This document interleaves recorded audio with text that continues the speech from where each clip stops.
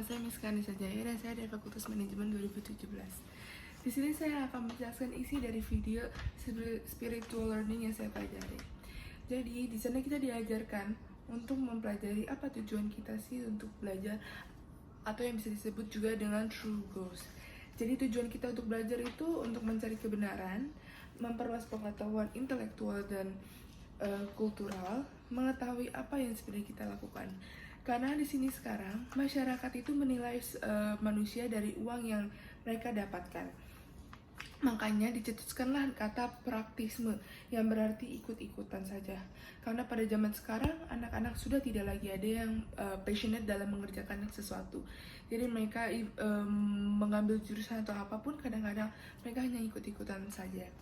Nah, jadi karena hal itulah anak-anak pun tidak bisa ikhlas dan niat dalam belajar, dalam menempuh tujuan hidup mereka.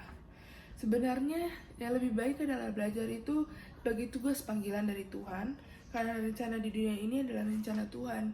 Jadi kita tidak bisa berjalan tanpa adanya persetujuan Tuhan. Kita memang memiliki freedom di dunia ini, kebebasan, tapi tetap saja masih dalam konteks aturan Tuhan. Jadi mengapa kita atau semua orang ada di UPA, dan saya percaya kalau itu juga adalah rencana Tuhan. Apa yang kita pelajarin sih di kelas? Sebenarnya kita di kelas itu juga dapat mengoreksi diri seperti saya itu apakah rajin, apakah saya malas, kalau saya itu lebih baik kerja berkelompok atau saya lebih baik kerja sendiri. Kita bisa mengetahui itu semua karena di kelas kita sudah mengetahuinya. Jadi kalau kelak nanti selesai kita kuliah, kita tahu kita itu orangnya seperti apa. Karena menurut saya kita hidup itu harus ada motivasinya.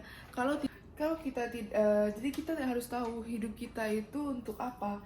Kita tuh harus memiliki motivasi dalam hidup. Karena kalau misalnya kita tidak ada motivasinya, kita pun tidak akan mengejar tujuan itu. Kita akan cuma menerima dan semua itu akan cepat bosan dan tidak akan berjalan dengan baik. Karena saya sudah tahu dengan pengalaman saya sendiri, kalau kita tidak ada motivasinya, kita tidak akan pernah betul-betul mengerjakan sesuatu. Contohnya, ketika saya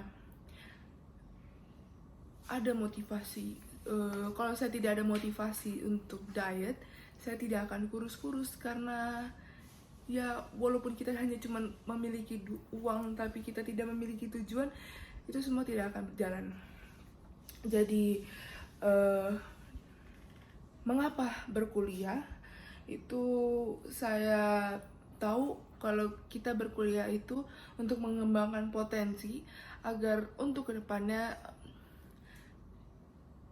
setelah saya berkuliah, saya tahu saya ingin menjadi apa, saya tahu saya ingin melakukan apa, dan potensi itu akan saya gunakan sebaik-baiknya karena kita sudah menimba ilmu untuk segalanya. Dan jadi kenapa berkuliah? Menurut saya berkuliah itu sangatlah penting karena kita tahu kita dapat mengembangkan potensi kita.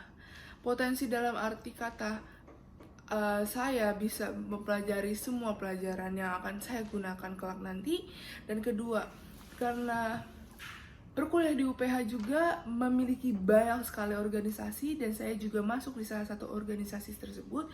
Saya mempelajari bahwa setiap manusia itu memiliki pola pikiran yang berbeda-beda dan kita semua harus memahami dan menerima satu sama lain agar mencapai tujuan yang lebih baik.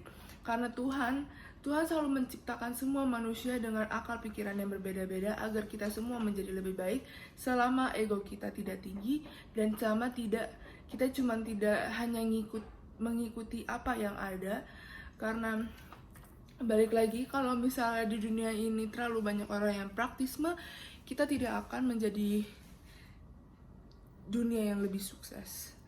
Jadi Dengan segala sesuatu yang saya lakukan, kita harus ingat kalau kita harus menempatkan Tuhan sebagai pilihan utama kita. Karena balik lagi, kita hanyalah ciptaan mereka dan kita akan kembali lagi kepada Tuhan. Jadi menempatkan hanya kebahagiaan, karena semuanya akan kembali lagi kepada Tuhan. Sekian dari saya. Terima kasih.